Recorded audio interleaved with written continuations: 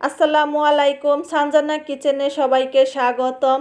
প্রিয় বন্ধুরা, সবাই কেমন আছো? চলে এসেছি আবারও আরেকটি মজাদার ভর্তার রেসিপি নিয়ে।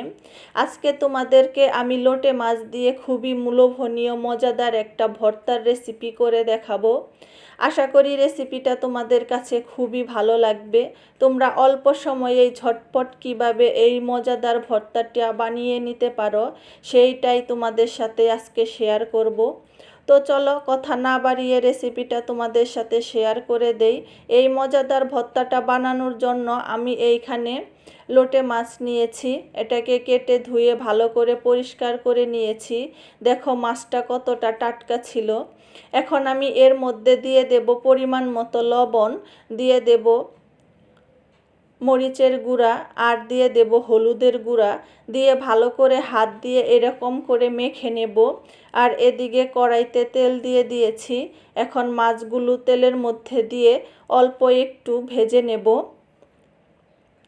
তো আমার ভিডিওটা যদি তোমাদের ভালো লেগে থাকে প্লিজ লাইক কমেন্ট শেয়ার করে দিও। আর আমার চ্যানেলে যারা নতুন বন্ধু আছো তারা আমার চ্যানেলটি সাবস্ক্রাইব করে আমার পাশে থেকে যেও।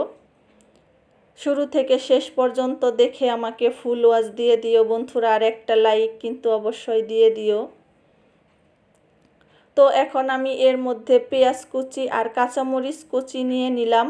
নিয়ে অল্প একটু ধনিয়ার গুঁড়া আর দিয়ে দিয়েছি হাফ চামচ আদা রসুন বাটা আর হাফ চামচ মরিচের গুঁড়া আর অল্প একটু হলুদের গুঁড়া দিয়ে দিলাম জিরা বাটা।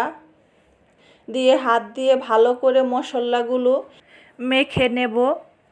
তো আমার মশলাটা মাখানো হয়ে গেছে। দেখো মাছটাকে আমি একটু ভেজে নিয়েছি, নিয়ে মাছের কাঁটাগুলো আমি উঠিয়ে নিয়েছি।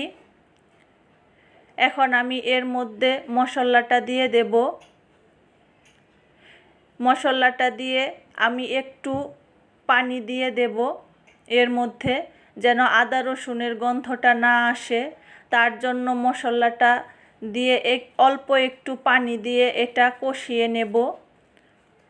তারপর একেবারে পানিটা শুকিয়ে ভাজা ভাজা করে নেব। তো আমি অল্প একটু পানি দিয়ে দিয়েছি। দেখো এখন পানিটা একেবারে শুকিয়ে ফেলেছি।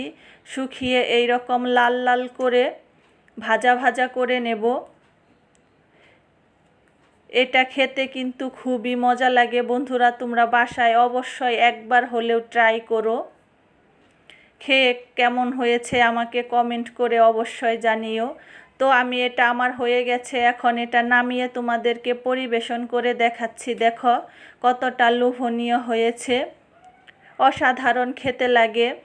তো আজ এই পর্যন্তই, ভালো থেকো সবাই। আবার চলে আসবো আরেকটি নতুন রেসিপি নিয়ে। আল্লাহ হাফেজ।